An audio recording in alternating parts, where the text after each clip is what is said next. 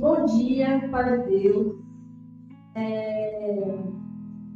A gente está estudando, né, sobre virtudes cristãs. E uma das virtudes que eu vou apresentar hoje é sobre temperança. Temperança é um termo muito importante, assim como a Fernanda escolheu as músicas baseadas no tema, mas acho que foram, assim, músicas certeiras. Acho que de você não viver só de palavras, viver na ação, na prática, né?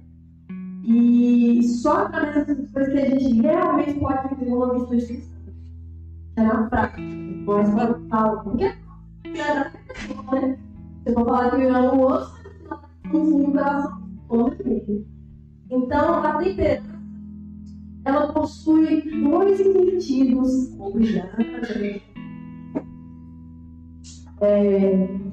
Possui dois sentidos da palavra, né? O mais geral é a moderação. Temperança também é moderação, né? Moderação ou comedimento. A gente consegue falar. Mas é um comedimento imposto pelas razões, ações e paixões humanas, né? De moderar as virtudes, né? Colocar um ponto de equilíbrio, um ponto certo no que a gente deve fazer para a nossa vida cristã. E para a gente saber o que é o ponto certo, a gente tem que saber o que é o ponto errado, né?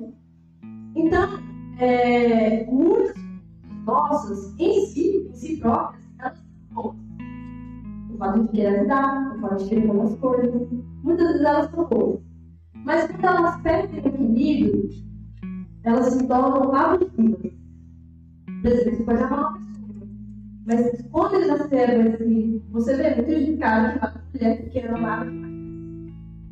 Então, assim, esse daí acaba se tornando um abuso, a perda do equilíbrio, torna abuso, um exagero, um absurdo, extravagante, né? Então, por exemplo, não adianta uma pessoa ter uma de limpeza, por exemplo, o Júnior, né, como sempre, tem um TDAH, tem um autismo, um monte de coisa. Aí chega e eu fico assim, deixa eu colocar. Aí ele foi, meu ar, deixa eu 3 centímetros de diferença na hora que eu coloquei. Pelo amor de Deus, tem a cigarreira. Então, higienizar, uma mania de órgãos, mas quando exacerba, vira uma coisa exagerada, é ruim, é maléfico. Assim também como a gente liga isso muito com trabalho. Onde a gente sacrifica nossos filhos, nossa família por causa do trabalho. A gente faz tudo por causa do trabalho. Passa perto do outro, fica horas a fio no trabalho, depende do mesmo. E aí a gente não entende que isso está sendo um exagero, está sendo um pouco errado. A gente também acha que a moderação, né, o ponto errado da moderação é achar que é só a gente ficar meio termo, né? Mais ou menos, nem quente, nem frio, meio termo. Isso aí é covarde, é egoísta, é modista. A gente tem que entender que a virtude do bem, quando é para você fazer bem, você vai dar seu máximo. Pro bem, você faz tudo. Para realmente a coisa estar no ponto de equilíbrio, que ela não serve. Você vai dar seu máximo. Mas, São Tomás de Aquino é o seguinte, que em relação ao bem, a norma consiste ao extremo, ao máximo. Ou seja, as virtudes são puros, né? São algo de elevação, algo que a gente procura fazer diferente do que muitas vezes a gente faz. E aí, existem alguns cumes, por exemplo, o cume do absoluto e cumes relativos.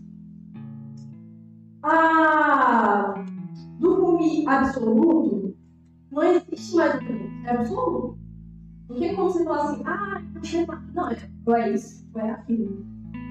A gente pode pôr alguns exemplos, por exemplo.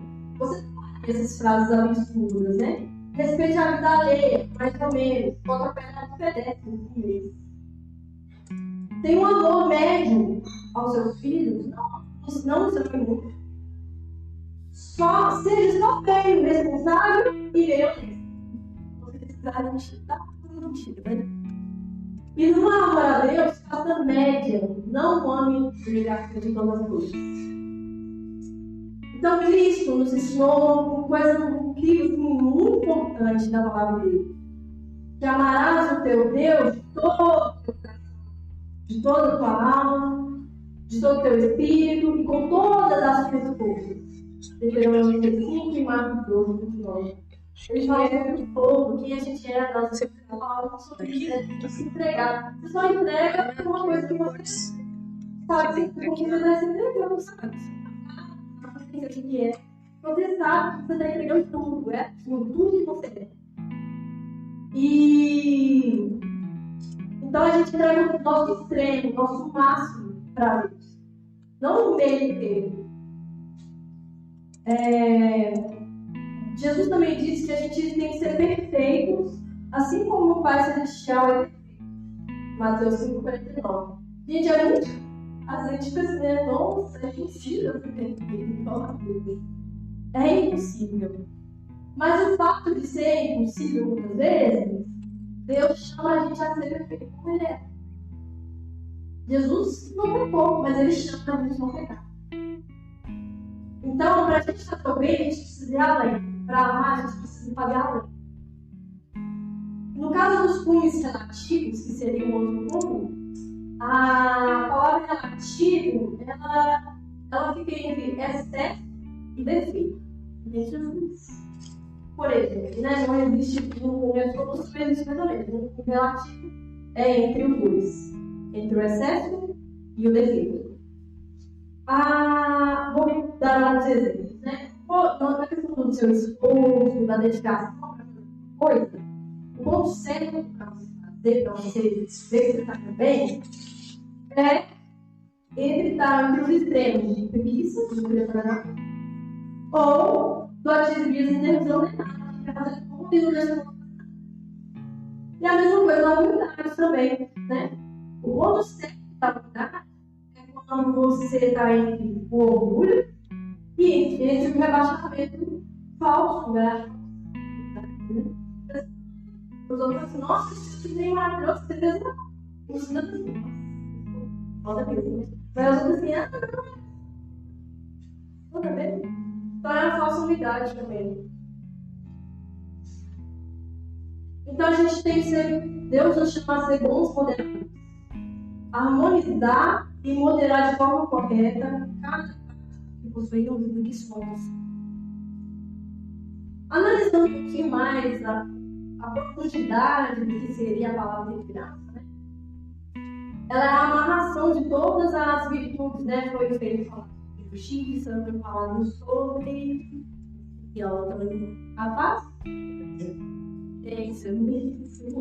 E aí, como que ela gente fazendo outras coisas, é como se fosse uma dança da unidade, né? Um amar o outro e ambos, mas a mesma coisa. E como que a virtude, no sentido mais profundo, ela tem um domínio, né, da vontade sobre os nossos instintos. Nossa, gente, se a gente liberasse todos os nossos instintos, o mundo não seria muitos. Todo mundo estaria talvez não existiria mais vida. Mas ela que mantém, né, nossos instintos, os nossos desejos dentro dos limites e da honestidade. Ela traz o equilíbrio, traz a harmonia, né, entre a dimensão espiritual e a dimensão corpórea do homem.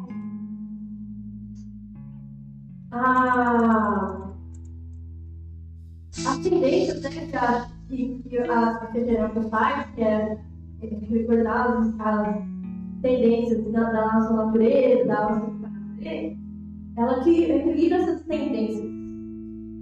E, no caso, se a gente pensar que moderar e definir a temperança, que é não anular, moderar não é anular quem você é. Não é reprimir quem você é. Não reconhecer quem você é, quem Deus criou você para ser. Mas porque o cristianismo não é um livro do outro. Porque muitas vezes a gente vê nas outras igrejas como a gente é inimigo do corpo, né?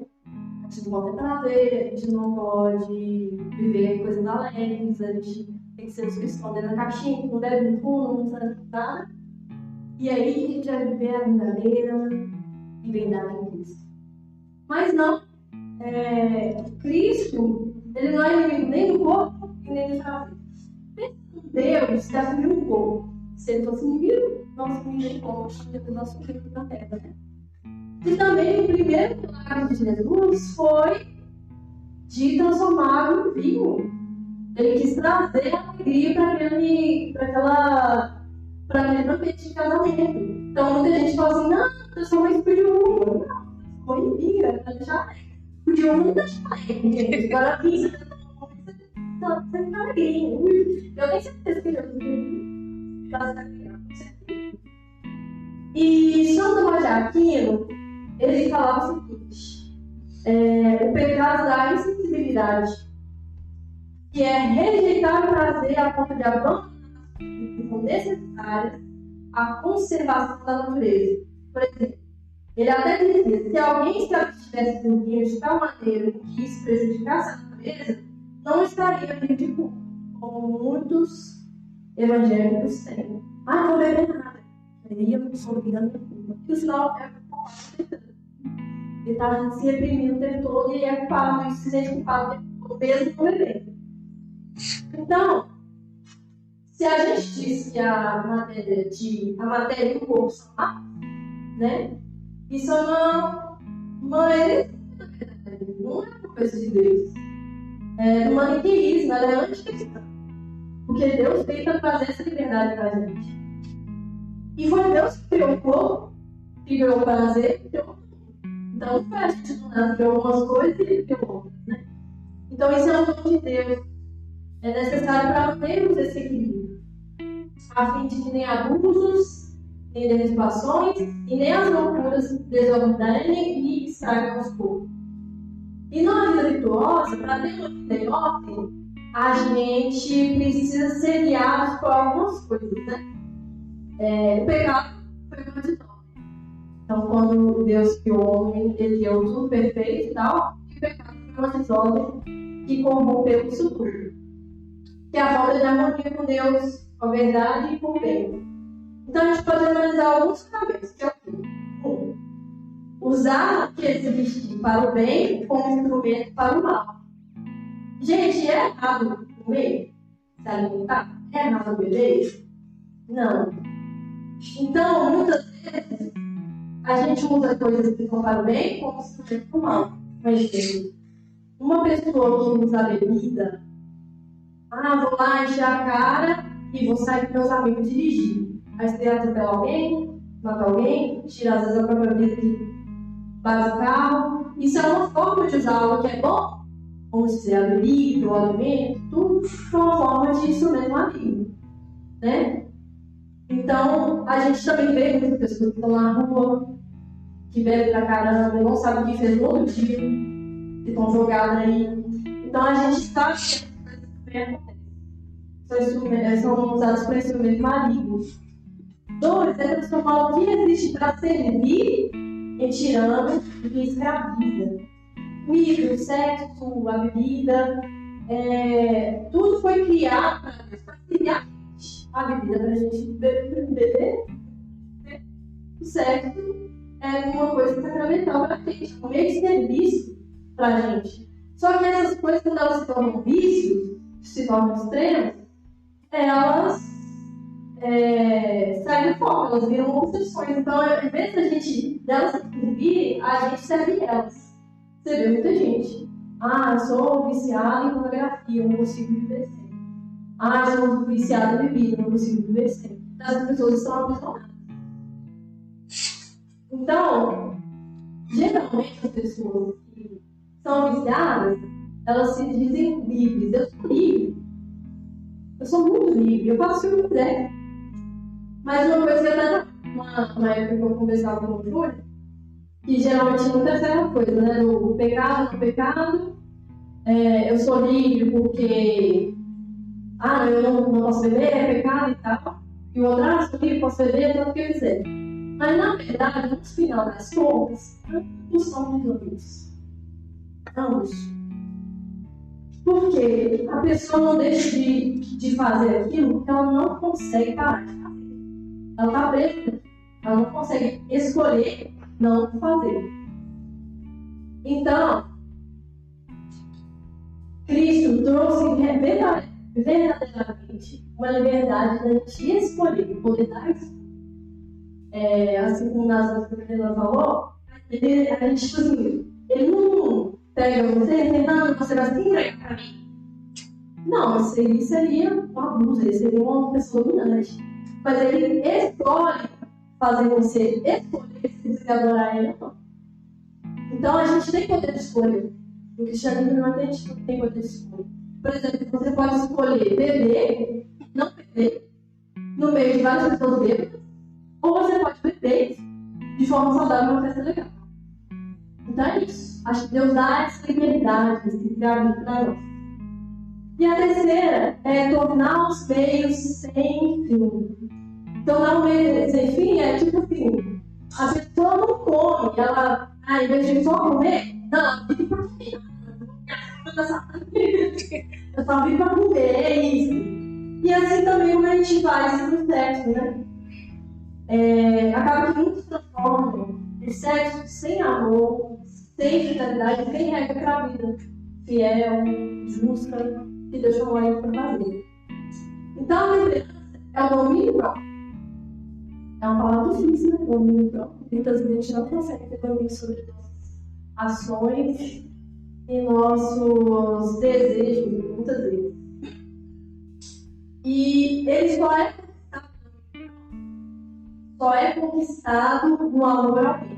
Quando você não ama, acho que o Júlio até falou uma frase que me impactou muito, foi isso.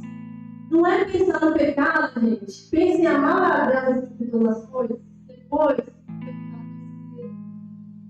vai ser bichinho pra você passar por isso. Então é isso, a gente tem que amar bem, mais do que nossos desejos e nossos pecados. Então a gente pode pedir um auxílio de Deus para isso.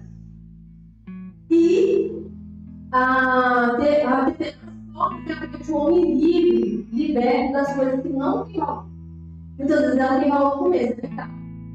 Só que você vê muita gente que, eu tenho uma droguinha aqui, legal. Legal. E foi indo, e uma hora você se vê perdido na rua, como a gente falou, tinha uma moça que era ter direito, um monte de coisa. Tá? São coisas que brilham, mas no final das contas não tem a vida eterna. Então, os homens e mulheres que sabem da importância da liderança, elas sabem que aquilo faz mal para a vida. Então elas escolhem não fazer, por livre e espontânea vontade. Porque elas sabem que aquelas coisas vai aprisioná-las depois. Então você não fazer aquilo do que eu me aprisionar depois, novamente. Então a liderança não foi limitações, mas grandeza de conhecer a Jesus. Que teve toda a liderança do mundo, né? E por causa dessa aprovação a intemperança, ela pede o que pra gente?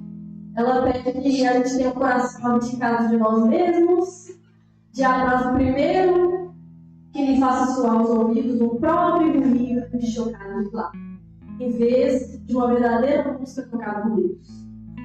A gente só quer migalhas, né? A gente não quer a verdadeira caridade de Deus. E um dos pontos da temperança, que seriam 3, é a mansidão. A mansidão faz parte da temperança, nos moderar nossa paixão, né? A ira, né? Da paixão da ira. E a gente vê muito nos jornais, né? Sobre ira, né? O cara perdeu o controle, ficou nervoso, matou. Aí perdeu o controle e vai matar esse. Perdeu o controle e vai matar esse. A gente vê que a paixão da ira é prejudicial muitas vezes quando ele está em excesso. Quando ele não está no filho de Cristo, a ira é ruim. Então, a gente pode, como a gente disse antes, né? Que moderar não é suprimir, não é falar, eu não posso sentir isso. A gente pode dizer que é bom? Pode. Deus irou. Deus se irá muitas vezes. Nossa, eu acho que esse mas, apesar de todas essas coisas, existem iras com razão. Por exemplo, diante de justiças, iras por causa de mentiras, por causa de ofensas a Deus, nossa igreja, crimes que são impunes, muitas vezes. Nossa, no outro dia eu fiquei, nervosíssimo, que o cara bateu acho que tava dirigindo bêbado, aí bateu alguém, matou a pessoa, aí eu fiquei assim, eu fiquei muito chateada. Então, tipo assim, são motivos da gente se irar. São essenciais para a gente fazer, são importantes para a gente fazer. Então, São Crisóstomo falou o seguinte: quem não se indigna quando há motivo, quando há realmente motivo, peca. Quando você vê uma pessoa sofrendo um preconceito na rua, você negro, e você não fica indignado, você está pecando. Quando você vê uma mulher apanhando na rua e não faz nada, você está pecando. Então, a gente peca quando a gente não fica indignado com o mal. E aí, acrescenta também que a falta de indignação ante o mal semeia vícios. Olha que problemática. Ela alimenta a negligência e facilita que não só os maus, mas também os bons pratiquem o mal. Você vai estar sendo mal, mesmo que você seja bom, se você não estiver indignado e não fazer uma coisa séria naquele momento. Então, para isso, a gente não pode ser conivente com o mal. A gente tem que combater com armas limpas e justas, pacíficas. Jesus não veio para trazer morte. Mesmo a gente sendo pecador e pecar, ele veio trazer vida, mesmo que a gente sendo o que a gente é. Ele trouxe vida para nós. Mas a gente tem que tomar muito cuidado que a ira boa ela pode se tornar uma ira má. Como eu disse mais no começo, né? A gente vê, né, que nesse meio da polarização do mundo também, esses povos que foram dividindo muitas pessoas, a gente fez com que não fosse só meramente discordância, né? Tipo assim, não concordo com você, conversa ali e tenta chegar num consenso ali, não. Não, na verdade, a gente odeia. O marido é bolsonarista, mas pode matar o marido. Quem seria desse medo? Então a gente quer a morte das pessoas, a gente não quer a vida. A gente quer sacrifício, mas a gente não quer sacrificar a gente mesmo. Então, a gente tem muito ódio, a gente propaga ódio das pessoas. E se o ódio é represália, de vingança, né? Os vão matar o Bolsonaro, porque ele destruiu o Brasil e tal. Ou vão matar o Lula, porque o Lula está destruindo o país. E como que essas coisas da indignação, ela incendeia. A gente acaba meio não pensando nas coisas que já acontecem. Então, Santo Agostinho falou o seguinte: detestar o erro, mas amar quem é. Você pode detestar o erro, mas você deve amar quem é. E no nosso cotidiano não é muito diferente, né? Eu falo comigo, porque eu não sou uma pessoa muito assim, como que se chega, ainda mais que mundo. Ele chega pra mim, tem coisas que eu tenho que ter muita paciência, e na hora que eu não tenho mais paciência, e é isso, sabe? Mas a gente não tem paciência, a gente tem mais ira, porque a gente não merece. Não dá, acho que tem finalmente, mas provavelmente vai xingar ele em casa, né? Então, a gente tem que muita gente leva para esse lado, né? Explodir, eu não queria ver na minha cabeça. Só que muitas dessas vezes, esse explodir, que torna o mundo chato que bate na escola. Tem violência doméstica. É porque assim, eu sou brava mesmo, ele só levantou o da minha esposa. E é isso, né? Então é isso que acontece essas coisas. Então a gente tem que reiterar quem a gente é. Sabe? A gente precisa vivamente ser vulnerável nessas coisas. Não tem negociação. Não tem negociação que o cara bate na escola e fala, desemprego, fazer o quê? Não. Vai denunciar o cara. Vai aprender, né? Que também não é tudo que ele quer fazer, ele faz. Então, existem 3 tipos de ira ruim. Que é o quê? A ira aguda, onde a pessoa se grita logo, tipo, né? Eu. Tá? Ira, tipo assim, eu não vou pintar com você depois, eu vou. Aí depois eu, de boa. Agora o juro já é o contrário. Esse seria a ira amarga. A pessoa que guarda a ira por muito tempo e não tira da memória. Aí depois de 10 anos, ele fala assim, nossa, eu aquele dia fiz aquele negócio meio sério. Então é uma coisa que a gente guarda, né? Uma ira que está entranhada nas nossas entranhas, então a gente não tira do lá. E aí é difícil o vingativo, gente. Essa daí acho que é uma das piores. Que é que você não para até dar um toque na pessoa. Se possível, você dá até tudo. Eu vou tomar uma coisa. Então é muito disso. Então a gente tem que pegar as iras ruins com os seguintes, com as seguintes virtudes. É combater com humildade. A gente não é sabido de tudo. A gente não é perfeito. A gente erra muito. Então a gente tem que aprender com Jesus disse em Mateus 11, 29. Aprendei de mim, que sou manso e humilde de coração. E encontrareis repouso em vossas almas. A humildade é como se fosse um adubo numa terra para que as virtudes cresçam de forma forte e eles cresçam muito mais do que um adubo, né? Então a humildade é para isso, para a gente crescer mais forte. A gente tem que lutar para a autonomia. A gente tem que estar autonomia, gente. Vida cristã não vive sem autonomia. Porque, igual que eu falei, se o mundo quisesse ser por estilo pristino, todo mundo estava sem olho, todo mundo estava sem Cristo, né? Mas o olho dele. Mas, só existe autonomia através da mortificação. Acho que é uma das coisas que mais me pega, porque eu tenho visto que as pessoas têm falado menos sobre mortificação lá pra mim. Elas falam muito sobre, eu sei, eu vivo, mas muitas vezes elas não querem deixar o pecado deles. E, pra você, é sobre isso, sobre ter autonomia. Então, a autonomia só existe através da mortificação. Onde não há mortificação, não há vitória. Você vai fazer o que você quer. Do jeito que você quer, da forma que você quer. Então, o que a gente pode fazer para lutar, né, com os atos de autonomia? Se calar. Muitas vezes eu fico assim, a primeira coisa que me vai fazer é arrumar. Aí ele fica assim, nossa, tal, você me chateou. Aí eu fico assim, nossa, E é isso, às vezes eu não aprendo isso. Eu tenho que aprender a me falar com você. Então, em vez de você repreender uma pessoa por causa da sua indignação, não vai por causa da ira, do nervosismo, né? Acho que você tem que ser mais comedido, de pensar por que a pessoa.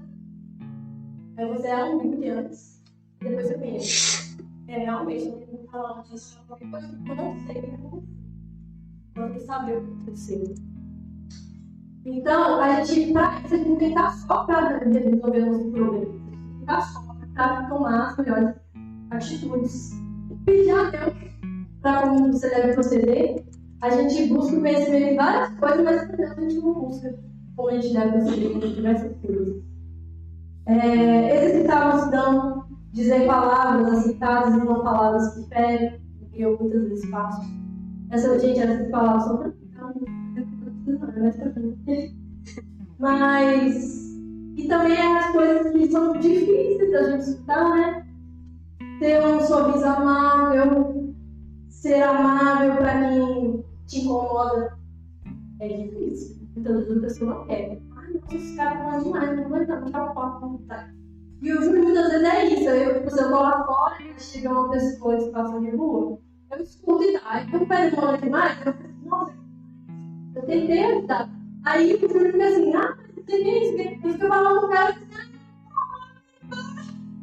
e aí ele vai dar uma coisa assim, não, ele já ajudou e tal. E aí, ele falou assim, amor, muitas vezes as pessoas só querem falar. Então, as pessoas que nos incomodam, muitas vezes a gente não quer escutar. A gente não quer escutar o tio chato, falando um monte de besteira. A gente não quer escutar a mãe chata, falando um monte de coisa. Não enche o saco. Então, a gente não quer escutar essas pessoas. A gente não quer ser amável. A gente tem que se calar ante o mal entendido, sem transcendência. A gente tem que esperar. Dizendo. A gente tem que manter uma conversa acolhedora com pessoas maçantes e oportunistas. Olha, no final das contas, a pessoa está querendo um monte de coisa. Eu já percebi o que está querendo. Mas você tem que ser acolhedor com essas pessoas. Seja acolhedor e talvez essas pessoas transformem a vida delas por causa do fato de você acolhê-las, de acolhê-las e recebê-las. No trânsito, para quem dirige, no trânsito, não olhar para a promoção de quem fez a barreira. No trânsito, de quem fez a barbeiragem. E quase bateu no nosso carro. Porque sem ver a cara de miserável, nossa, e o Ju nem sabe, ele toda hora ele fica assim, ó. O cara do lado falando, não olha. Então, tá assim. E aí acontece muito disso. Corrige nossos maus hábitos pessoais, né? De desabar. Muitas vezes a gente não está querendo reclamar, né?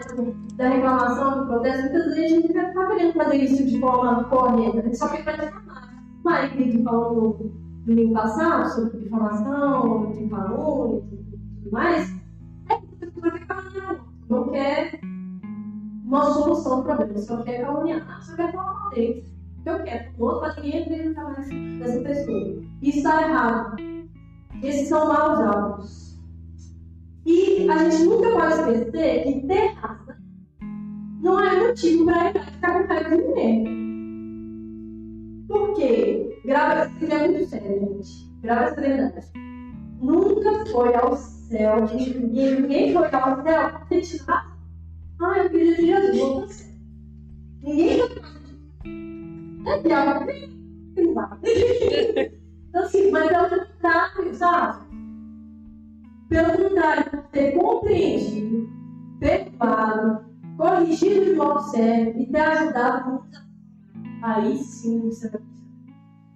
Porque você é um ser perdoador, um ser que ama, assim como Jesus foi. Não é por ter te dado razão, para subir assim, lá vem todo mundo, não queria estar. Não é isso, sabe? Então é um ser perdoador mesmo, né? Porque ele nos ensinou que a gente vai fazer igual. E um dos outros pontos da temperança é a castidade. O valor da castidade. Gente, é difícil, né? O valor da castidade. Jesus fala em Mateus 13, 44, que a castidade é como um tesouro escondido. É difícil achar, mas quem acha encontra um tesouro.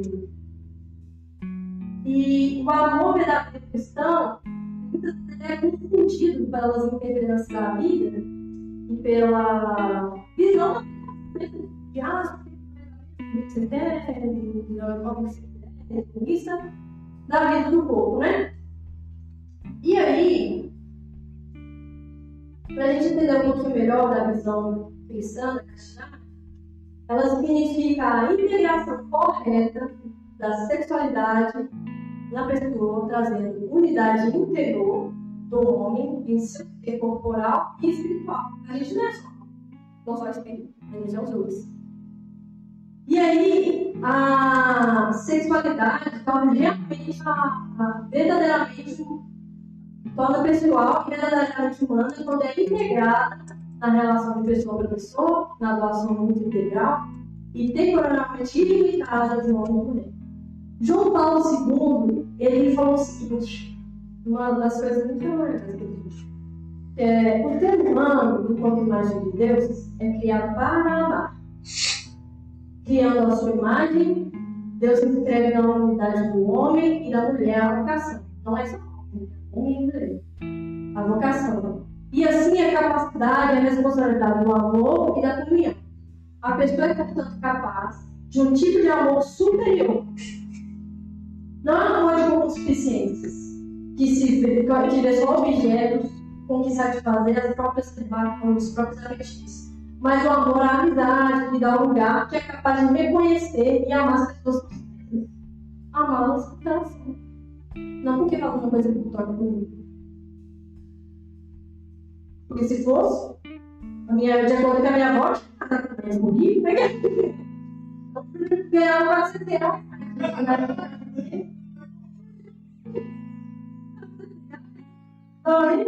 Tive que pedir bolsa. Mas, então, para a gente ser grato, gente, a gente precisa da vontade de estar unido com Deus. Assim como nós, os foram assim, muito lindos para mim. Fernanda, muito obrigada de ter mais esse louvor, foi muito maravilhoso. Mas como que a gente precisa estar unido, a gente quer entregar, a gente quer essa vida. E ele só pega, só deixa a gente entregar se a gente quiser. Se a gente escolher entregar. Se a gente não quiser, é uma escolha sua. Então, para a gente ter uma vida casta, realmente a gente precisa estar alinhado com a vontade de Deus. Né?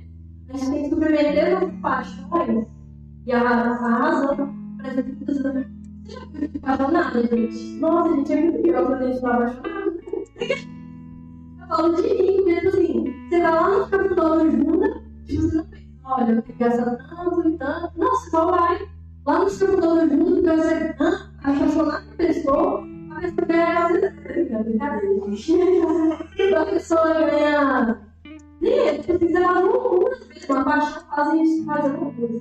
Então, as nossas paixões internas, elas têm que estar no trilho da razão. Elas têm que estar intrinsecamente ligadas ao amor real a Deus. Não ao amor real a mim, mas o amor real a Deus. E nisso eu vou conhecer o que eu preciso fazer. E através dessa gratidão, generoso, né? Perceber o que Deus fez. Ele amou tanto que ele fez o filho, ele amou tanto que ele fez a humanidade. Mesmo tem certeza que Deus sabia que ia acontecer com o ele sabe de tudo, não? Então ele sabia também que ia acontecer isso. Porque ele deixou o outro ser, ele deixou o outro escolher.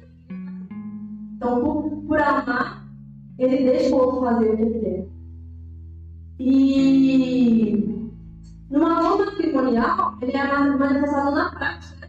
O sacramento entre homem e mulher é materializado do invisível para o visível, né? Vocês vão achar muito doido essa questão do casamento, porque é isso, tipo, eu como mãe, eu fico pensando, tipo, gente, uma coisa de nada, surge na minha barriga, não surge na barriga, se transforma e vira uma vida, assim.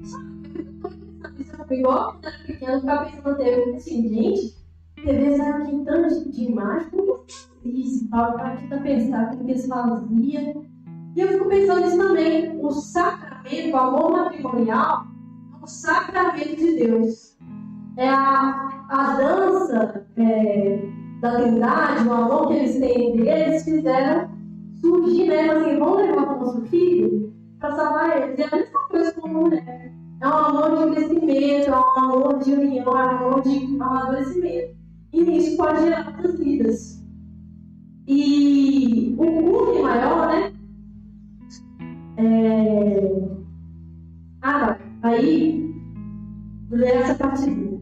Mas o significado do dom da sexualidade, de tornar as pessoas como meramente coisas de objetos, a mulher pode se tornar também um objeto para o homem. E os filhos como obstáculo para os pais. Gente, essa fala é muito simples. Mas complicador para mim, porque muitas vezes eu olhei assim com meus filhos. Ainda mais quando eu estava muito tempo nesse papo, pior ainda. Achava que era só assim, não estou aguentando mais. E muitas vezes eles se tornam isso. Se tornam um obstáculo para os pais. E muitas vezes a gente fala que a gente é contra a maneira mercadológica, né, de lidar com as pessoas, né? Nossa, gente, é muito problemático de maneira muito mercadológica. Mas a gente trata as pessoas como meramente objetos.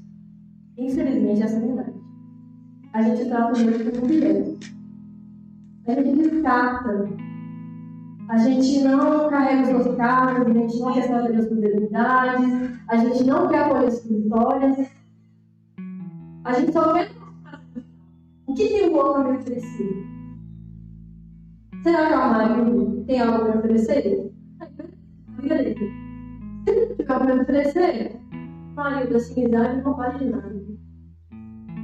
Então, a gente é, infelizmente, pessoas que no final das contas criticamos contra, mas fazemos isso na maioria das nossas relações. O culto do amor é a doação. O maior foi Cristo ter se entregado na cruz, morrer por causa de nós, pecadores, defeituosos e tudo mais.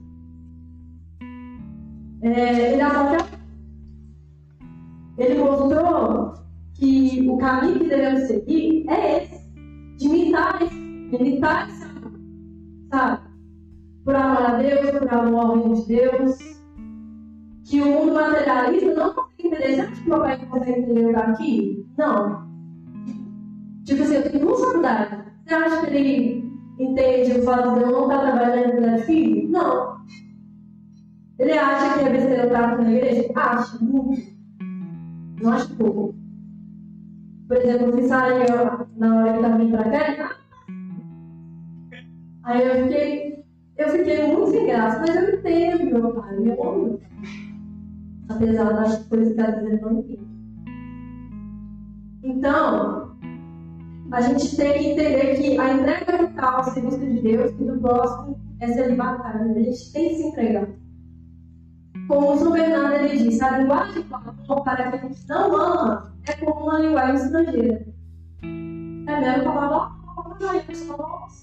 porque ela não ama, ela não entende isso. É uma vocação que só pode entender quem descobriu o tesouro escondido. Como eu disse, quem acha o tesouro escondido sabe que é. Quem não conhece, quem não abre o tesouro, não sabe o tesouro. Então, assim como o voo de uma águia, gente. A águia, ela é uma ave majestosa, né? Muito grande e tal. E ela voa grandes alturas, uma altura muito grande. Assim. E como que, apesar desse voo dela, ela tem asas pesadas. É um bicho, se você for olhar, a asa dela é muito maior. E é pesada para carregar aquilo. Mas mesmo assim, se ela não tivesse aquelas asas, ela não ia conseguir voar, né? Então, acho que a gente não deve se enganar. A gente não tem que ser excedido pelos motivos da tentação. Muitas vezes a gente sempre fala o tempo todo, muitas vezes. Mas que a pureza, né, que as pessoas apresentam a pureza como um fardo horrível de carregar. E não é, gente. É um tesouro. Então, ânimo, voe até a casa do amor. E o último, vocês estão finalizando? Conserva-te puro. É uma das virtudes da temperança. Entre os últimos conselhos que Paulo dá, olha, conserva-te puro. Literalmente, né? Primeiro Timóteo 12, ele fala, guarda dedicar a ti mesmo. Não é assim, Deus guarda dedicar. Não, ele tem que escolher se guardar a casa. Ele escolhe. E a outra coisa que ele exorta é falar para passar de homens mais amigos dos prazeres do que de Deus. Então, muitas vezes a gente está nesse meio, né? A gente gosta mais do prazer do que de Deus. A gente gosta muito mais da palavra de Deus, muito mais da palavra dos outros, todos de ouvir, elogio meu ego e tudo mais. Mas quando Deus não fala com a gente não gosta. A gente é só um dos primeiros a ser revoltados contra isso. Até no devocional que vocês assistiram atrás, eu tenho um pouco sobre isso. Que as pessoas vêm nos basilar e a gente, é muito legal você vai basilar. Mas os melhores conselhos que eu recebi na minha vida não foram fáceis de engolir. Foram muito difíceis. Foram conselhos que eu pensei, nossa, a pessoa não vai ouvir. Foram conselhos que me mataram por dentro. Muitas vezes. Mas não há virtude senão a mortificação da carne. Teve que me matar mesmo. E eu vi uma vida muito mais saborosa do que a família antes. Amo muito meu marido muito mais do que quando eu reclamava para falar. No primeiro ano de namoro, quando brigava, só falava, você tá falando certo. Você reclamava não. Então, amo ele muito mais. Então, uma vida crassa, ela não surge sozinha. É como um ferreiro. Você já viu ferreiro? Já fiz algumas coisas na faculdade. A gente trabalha com ferro, madeira, oportunidades. E aí, sabe? Que o ferro ele não vai ser mudado do nada, fazer uma oração aqui, o ferro vai mudar, sabe? Então, o ferro ele só é mudado com o fogo da graça de Deus. Aí ele é maleável. Mas ele não é maleável sozinho, não é ele por ele só que ele vai se tornar da forma que você quer. Precisa da graça de Deus, mas também precisa do nosso material de todo dia nos esforçar pessoalmente. Não tem como as coisas mudarem se a gente não se esforçar. Você não vai ser um bom professor se você não estudar. Você não vai ser um bom pastor se você não estudar a palavra de Deus e praticar. Então a gente não vai ser bons em alguma coisa se a gente não fazer. Então não é só. Você não falou? Não é só entregar, é fazer. Santo Agostinho ele fala o seguinte, né, quando ele estava no início da sua conversão, né, de lutar com os dados sexuais, ele fala o seguinte: ninguém é casto se Deus não lhe concede. Deus concede isso. Se você pedir para ele, ele concede. Devemos pedir, pois essa virtude com fé, sem desanimar, por mais que demoremos, gente, vida cristã é processo. Não é digital. Minha casa está transformada. Nossa, que bom, difícil falar. Não é isso, tem um processo, tá, gente? Então, vida cristã é processo. Sabe, sem desanimar, porque demoramos, vamos consegui-la. Com Deus chegaremos até onde nós, sozinhos, nunca teríamos chegado. Com Deus eu nunca teria o casamento que eu tenho hoje. Sem Deus eu não teria isso. Se fosse por mim, eu tinha terminado, eu não tenho. E pelos outros também, porque eu tive um relacionamento de 6 anos que todo mundo fala, vai dar errado. E estou 15 anos junto comigo.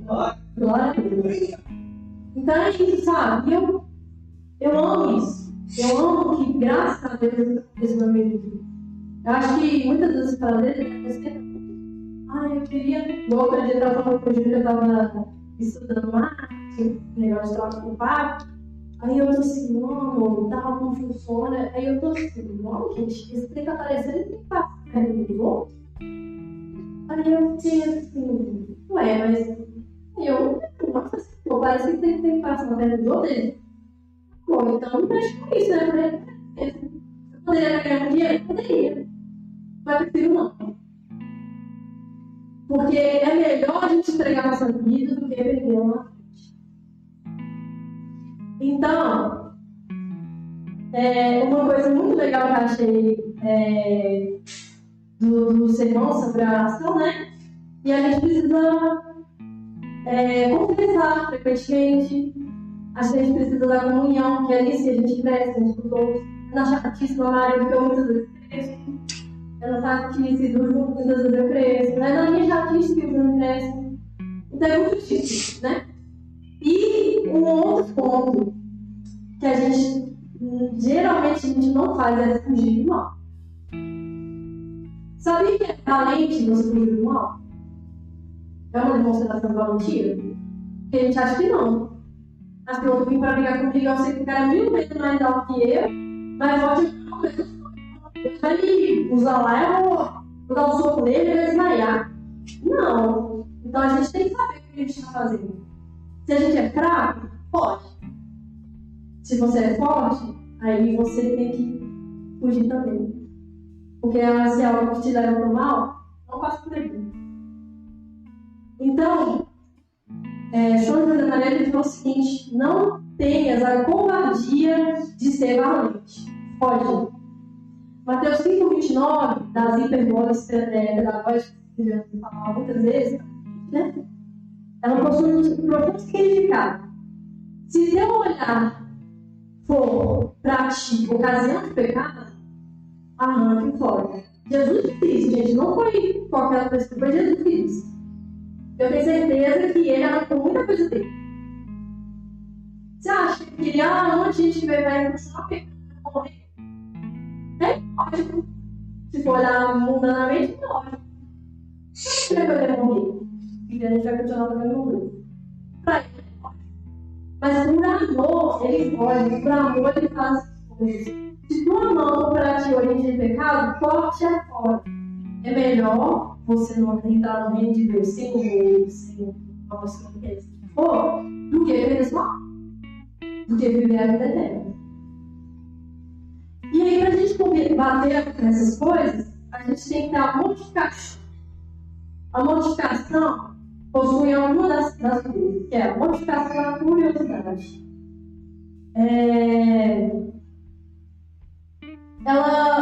Ela geralmente a gente fica assim, e se talvez eu ficasse, talvez eu pensando assim, se eu ficasse com essa pessoa, imagine eu com essa pessoa. Essas coisas podem me levar para o caminho. Eu posso simplesmente trair o Júlio porque eu tive talvez um devaneio ali, queria ficar com o cara. É muito fácil a gente fazer isso. Mas a gente pode acabar tratando as pessoas também como objetos. Com simples, só quero tratar na terra, e é isso. Mas é corajoso. Gente, é corajoso fugir das tentações. Jesus fugiu na hora do momento ali que o pessoal ia prender ele. Aí fora, assim, não é no momento.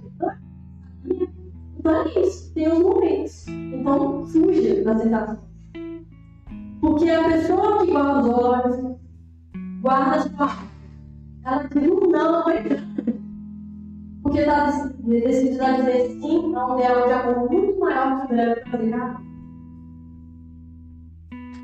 São Gregório Magno ele diz o seguinte: não é lícito olhar para o que não é lícito desejar. Muitas vezes a gente quer o que é ilícito, né? A gente não quer o que é lícito. A gente tem que modificar nossas imaginações muitas vezes.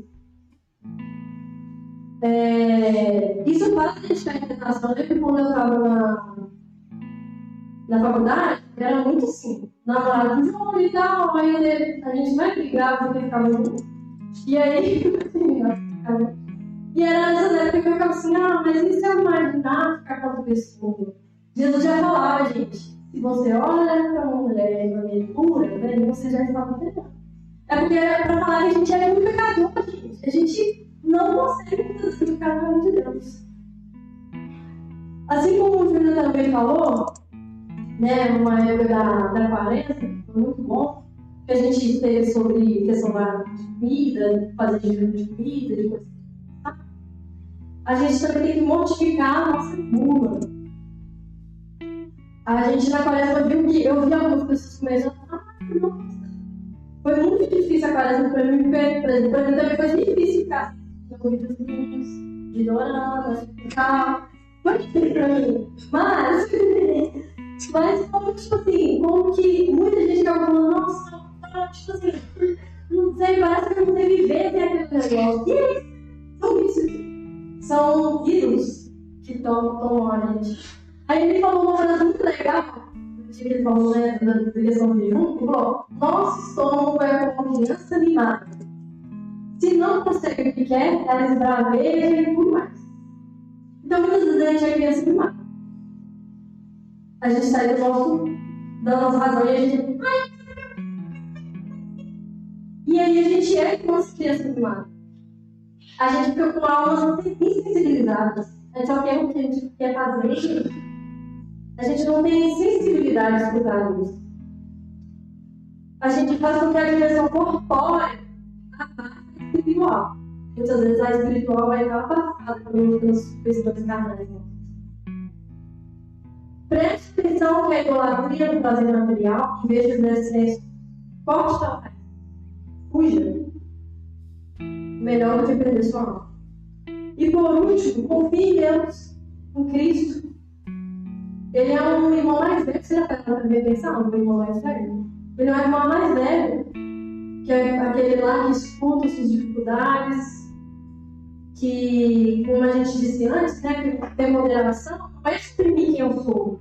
Eu tenho dificuldades, eu falei no culto das mulheres sobre isso. Eu não sou mais que isso aqui, eu preciso, mas também não sou menos do que a palavra de Deus diz sobre mim.